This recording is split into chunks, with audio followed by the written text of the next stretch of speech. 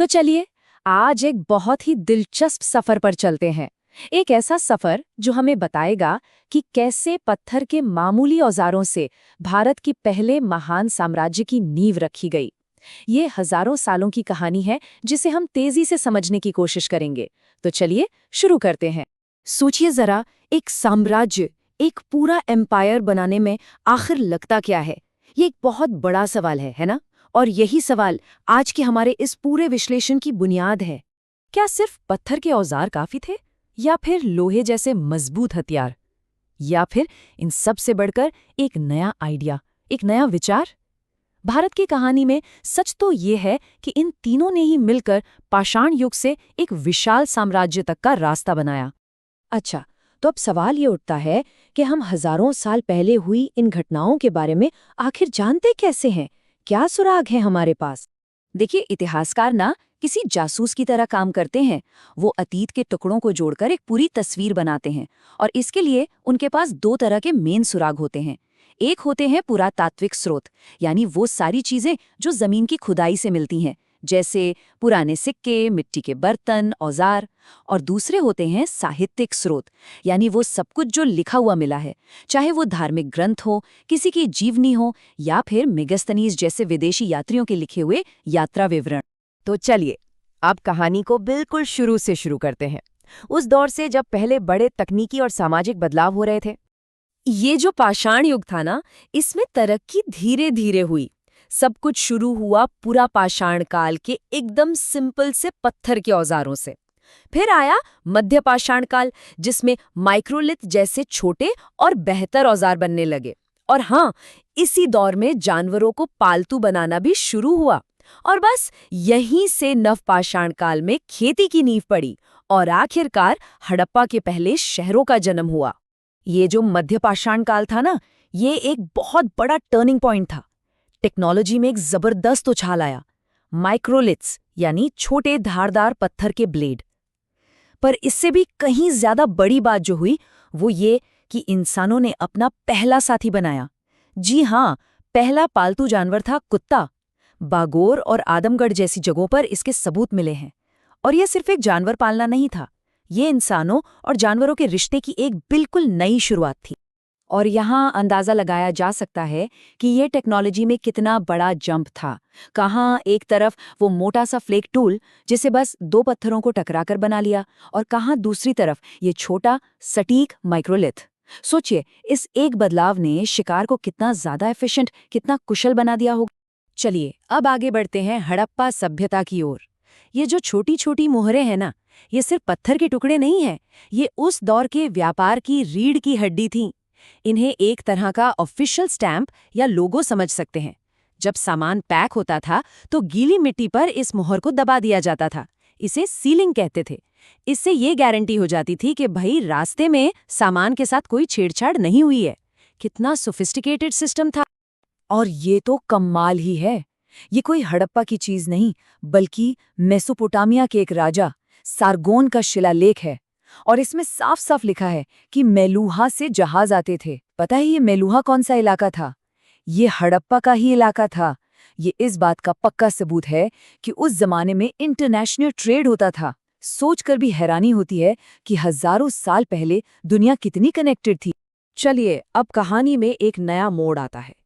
एक नए धातु, नए ज्ञान और एक नए सामाजिक ताने बाने का दौर, जिसने इस उपमहाद्वीप की शक्ल ही बदल दी। और वो चीज जिसने सब कुछ बदल दिया, वो थी लोहा। इस एक धातु ने उन बदलावों को मुमकिन किया जिनके बारे में पहले सोचा भी नहीं जा सकता था। लोहे की वजह से एक बहुत जरूरी चीज हुई, जिसे हम कहते हैं एग्रीकल्चरल सरप्लस। अब ये है क्या? आसान भाषा में समझिए। जब कोई समाज अपनी जरूरत से ज्यादा अनाज उगाने लगता है, तो अब हर किसी को खेत में काम करने की जरूरत नहीं है। कुछ लोग दूसरे काम कर सकते हैं। कोई कारीगर बन सकता है, कोई सैनिक, कोई पुजारी, तो कोई राजा। और यही वो आर्थिक इंजन है जिसने बड़े बड़े राज्यों के विकास को ताकत दी। तो हुआ ये कि लोहे की मजबूत कुल्हाड़ियों से गंगा के घने जंगलों को साफ करना आसान हो गया। खेती के लिए नई जमीन मिली, एक नई संस्कृति ने जन्म लिया।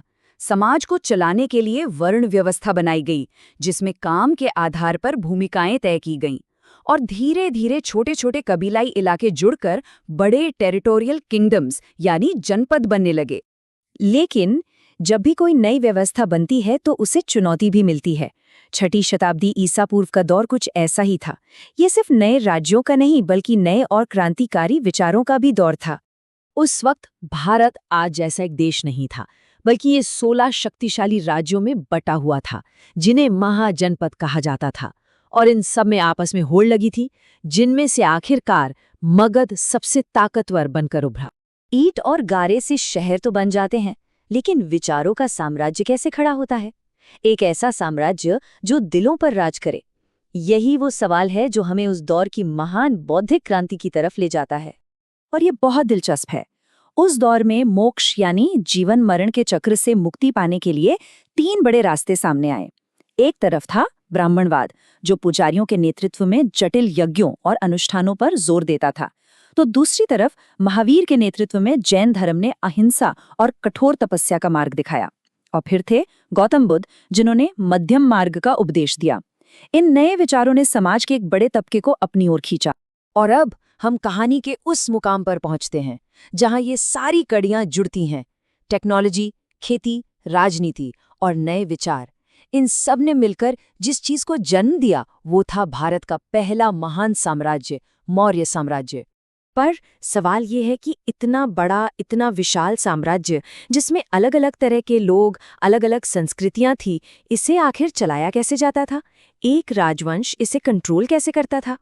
इसका जवाब था एक बेहद सोफिस्टिकेटेड और मल्टी लेयर्ड एडमिनिस्ट्रेटिव मशीन। सोचिए, सबसे ऊपर केंद्र में सम्राट, जिनकी मदद के लिए मंत्री होते थे।